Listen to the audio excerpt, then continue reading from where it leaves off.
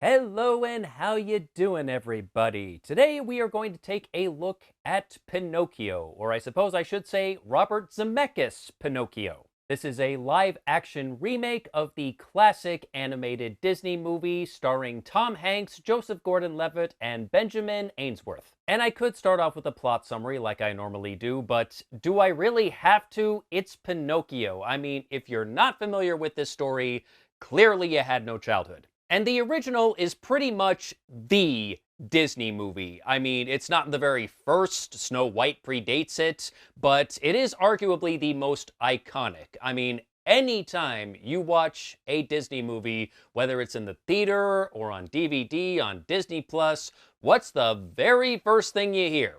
When You Wish Upon a Star. I mean, that's basically the company's theme song and has been forever. And in addition to watching the remake, I went back and rewatched the original probably for the first time in at least 30 years. It has been a while. Still holds up pretty well. I mean, I could nitpick a few things if you really want me to. I mean, the intro kinda drags a little bit with the introduction of all the various toys and clocks in Geppetto's workshop. Like, it's a little slow paced, but I mean, that's really about it. It's damn near perfect. A great and memorable story, fantastic animation, really good songs, some of which I still have stuck in my head right now. It's a classic. And that brings us to the modern remake. And I think anytime you are faced with a movie like this, the one question you have to ask is, does this remake justify its own existence? And honestly, I'm going to have to say no. It's not really trying to give us a different take on the original story. I mean, it pretty much hits all the same beats as the original. Puppet is brought to life by the Blue Fairy. It gets kidnapped by the fox and the cat and sent to a puppet show. And it escapes the puppet show and then goes to Pleasure Island, almost turns into a donkey, escapes Pleasure Island, gets swallowed by a whale, reunited with Geppetto, they escape the whale, the end. That hasn't changed. There's a few minor details they add here and there and a couple of new characters, but otherwise it's pretty much the exact same story. I don't think the transition to live action noticeably provides this movie any benefit. If anything, I think it actually hurts it. The CGI Pinocchio looks almost exactly like his hand-drawn counterpart, so much so that he really doesn't look like he belongs in this world. And the fox and the cat really don't look like they belong. In the original movie, with that hand-drawn animated environment, I found it much easier to believe that an anthropomorphic fox and cat could just be walking around among all these humans.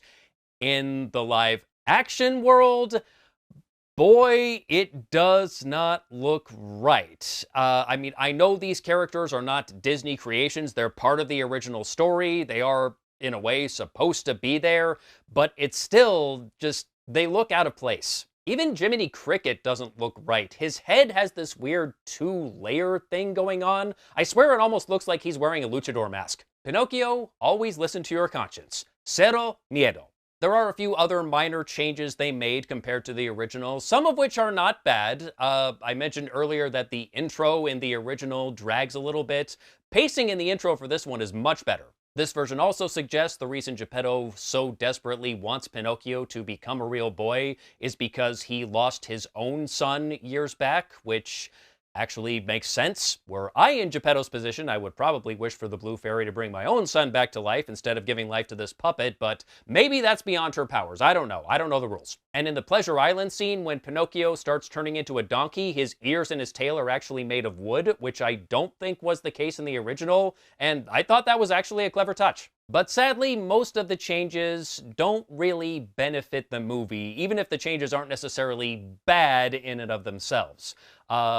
The various clocks that Geppetto has in his workshop are almost all references to other Disney movies, which would have been fine if they just had one or two of them, but by the time we get to like the fifth one, I'm like, okay, I get it. Move on. They did keep most of the songs from the original. They also added a couple of new ones, which Honestly, I could take or leave them. And speaking of songs, when singing When You Wish Upon a Star, both Joseph Gordon-Levitt, who does the voice of Jiminy Cricket, and Cynthia Erivo, who plays the Blue Fairy, sounded like they were straining a little bit to hit that high G. Maybe they should have dropped it down a step. And Tom Hanks is not the strongest singer either. He's a very talented guy. I love the Hanks, but singing is not one of his talents, let's put it that way. The movie adds a new character named Fabiana, who is a puppeteer that Pinocchio meets after he goes to work for Stromboli, and honestly, this character didn't do a whole lot for me. No disrespect to Kian Lamaya, I hope I'm saying her name right, like her performance was fine,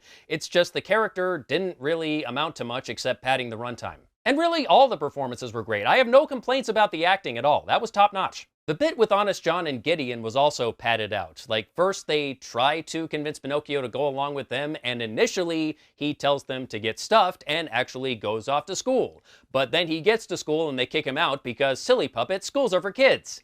And then he decides to go back to Honest John and Gideon. And you could have cut that entire sequence out and lost nothing. They also made some significant changes to the Pleasure Island sequence. The coachman, who is played by Luke Evans, is this time around abducting boys and girls, so he's a more inclusive child slave peddler.